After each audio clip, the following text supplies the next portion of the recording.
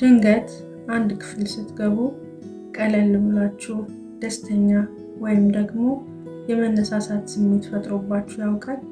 በተቃራኒው ደግሞ ድንገት ወደ ክፍሉ ስትቀርቡ ጉልበታችሁ ተሟጦ የአቅመቢስነት ስሜት ምንም አይነት ቃል ሳትሰሙ እንደዚህ አይነት ስሜት ተሰምቷችሁ ያውቃል? ይህ አስማት አይደለም፣ ይህ ኃይል ነው። እና ዛሬ ኃይል እንዴት ተላላፊ እንደሆነ፣ ለምን በዙሪያችን ያሉ ሰዎችን በሚገባ መምረጥ ህይወታችንን ወደ ተለየ አቅጣጫ ሊመራው እንደሚችል እነግራችኋለሁ። በሳይንሱ ኃይል አንድ ነገር የማድረግ ችሎታ ነው። ያም ከአንዱ ወደ ሌላው ሊተላለፍ ሊቀየር የሚችል ነገር ግን ሊጠፋ የማይችል ነው። ወደ ሰው ስንመጣ ተመሳሳይ ነገር ይገጥመናል። ለምሳሌ የኛ አስተሳሰብ ወይንም ሀሳብ፣ ስሜት፣ ቃላትና የሰውነት ቋንቋችን፣ እነዚህ ሁሉም ኃይልን ይሸከማሉ።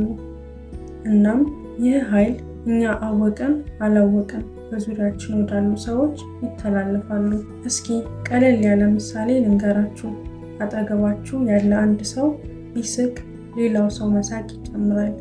ቀስ እያለ ሁሉም ሰው ራሱን ሲስቅ ያገኘዋል። በተመሳሳይ ሁኔታ በአሉታዊ መንገድ ስንመለከተው ቅራኔ ቢኖረው ቀስ እያለ ሁሉም ደስ ወደማይል ስሜት ይገባሉ። እዚህም ነው ኃይል ተላላፊ የምላችሁ።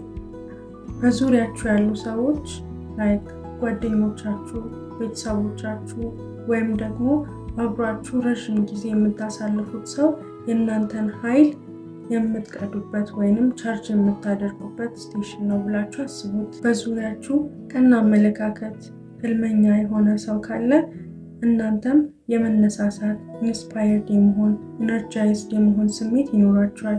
ነገር ግን በተቃራኒው ሁሌ ቅራኔ የሚያነሳ ሰው ቢሆን ተመሳሳይ ነው የሚሆነው። አንድ ጠንካራና ስኬታማ ቡድኖችን ተመልከቱ።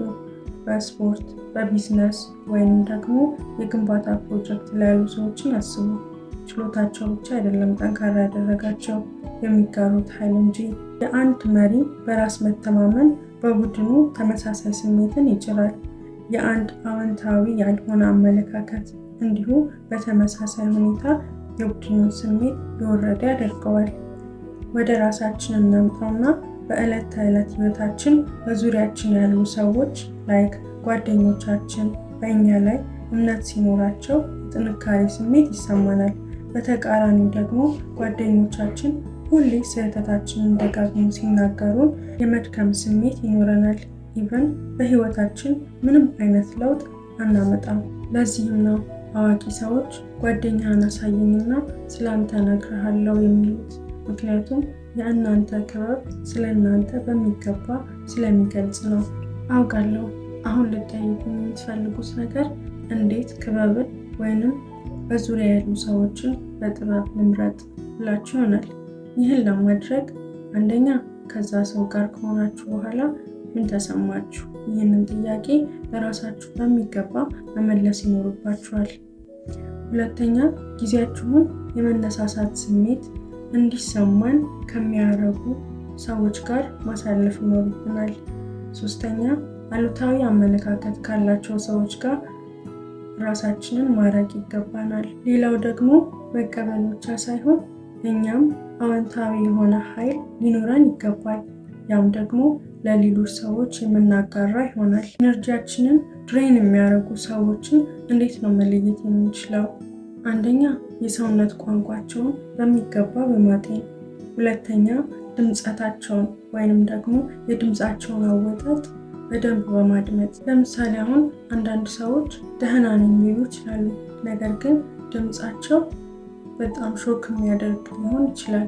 ስለዚህ እናንተም ትክክለኛ ነገር እየነገሯችሁ እንዳልሆነ ትረዳላችሁ። በሚናገሩበት ጊዜ የፊታቸውን ገጽታ በሚገባ መመልከት፣ ጥያቄ ጠይቋቸውና በደንብ አድምጧቸው። ለምሳሌ አሁን ዛሬ የደበረህ ወይንም የደበረሽ ትመስያለሽ፣ ምን ሆነሽ ነው ወይንም ምን ሆነ ነው ብላችሁ ጠይቁት። ከዛ በኋላ ያ ሰው ምላሽ በሚሰጣችሁ ጊዜ ያለምንም ረብሻ ዝም ብላችሁ በደንብ አድምጡት። ይዛኔ ትክክለኛ ምላሻችሁን ታገኛላችሁ። አስታውሱ፣ ኃይል የሚተላለፍ ነው። በዙሪያችሁ ያሉ ሰዎች ኃይልን የምትሰበስቡበት ምንጭ ሊሆኑ ይችላሉ፣ አሊያም ደግሞ ድክመታችሁ ሊሆኑ ይችላሉ። ስለዚህ ዙሪያችሁን በሚያበረታቷችሁ፣ በሚያጠነክሯችሁ ሰዎች ይጠሩት። እናንተም ለእነሱ ተመሳሳይ ብርታት ሁኑላቸው። እስካሁን አብራችሁኝ ስለቆያችሁ አመሰግናለሁ። ይህ መልእክት አዎንታዊ የሆነ ኃይልን ከሰጣችሁ ቪዲዮውን ላይክ፣ ሼር በማድረግ መዋል ብላችሁ ለምታስቡት ሰው ላኩለት እና ኒትራን ቲዩብ ሰብስክራይብ አድርጉ። ቀጣይ በሌላ ቪዲዮ እስከምንገናኝ ቸር ሰንብቱ።